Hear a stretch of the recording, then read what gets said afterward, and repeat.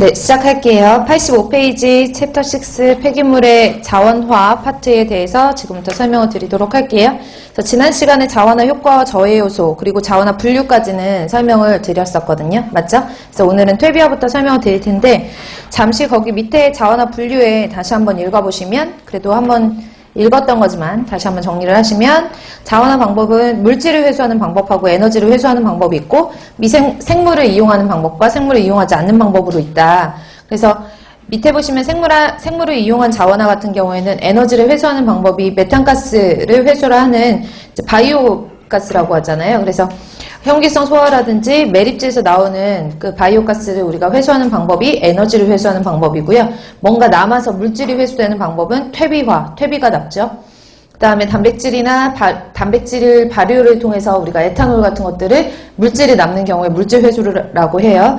생물을 이용하지 않는 자원화 같은 경우에는 에너지를 회수하는 방법에 소각, 그 다음에 RDF, 그 다음에 뭐 열분해 같은 것들이 해당이 되고요. 그 다음에 밑에 보시면은 물질 회수하는 거는 뭐 열분해 시 발생한 연료 이런 것들이 해당이 되겠네요. 그래서 읽어보시고 86페이지 오늘은 퇴비화에 대해서 설명을 드리도록 할게요. 그래서 지난 시간에도 제가 계속 강조를 드렸다시피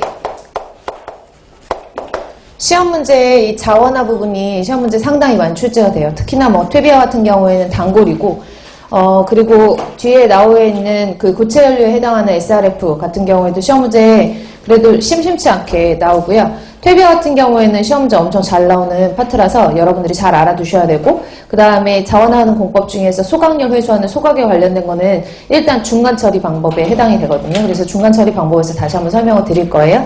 그래서 오늘은 이제 자원화하는 방법에서 퇴비화, 그리고 잘 나오는 열분해, 그 다음에 RDF 같은 형태의 내용들을 지금부터 설명을 해드릴 텐데요.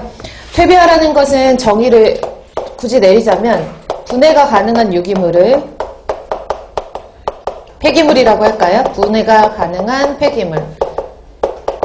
퇴비화는 조금 전에 읽었던 것과 같이 생물을 이용한 자원화 방법이에요. 그쵸? 생물을 이용하기 때문에 우리가 앞에는 뭐가 생략됐다고 보시면 되냐면 호기성이라는 말이 생략됐다라고 보시는 거예요. 그래서 호기성 미생물에 의해서 분해가 가능한 유기물 의 성질을 띠고 있는 그런 폐기물을 퇴비화를 시키는데요.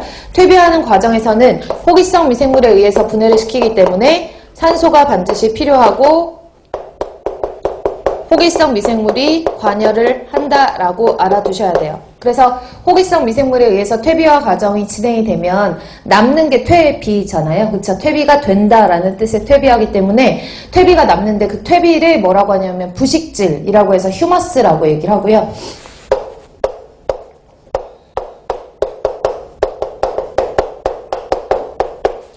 그리고 약간의 열도 발생을 해요. 그래서 열이 발생한다라는 것을 미리 설명드리는 이유는 얘가 발열 반응이라는 걸 알려드리기 위해서 열이 발생한다라는 걸 미리 설명을 드린 거예요.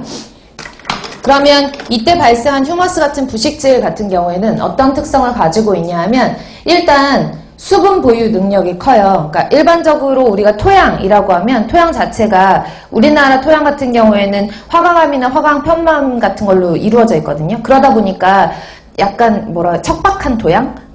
약간 수분 보유량도 적고 그 다음에 영양분도 적은 상태의 토양이 많아요. 근데 그것에 퇴비, 휴머스 상태의 퇴비를 같이 섞어버리면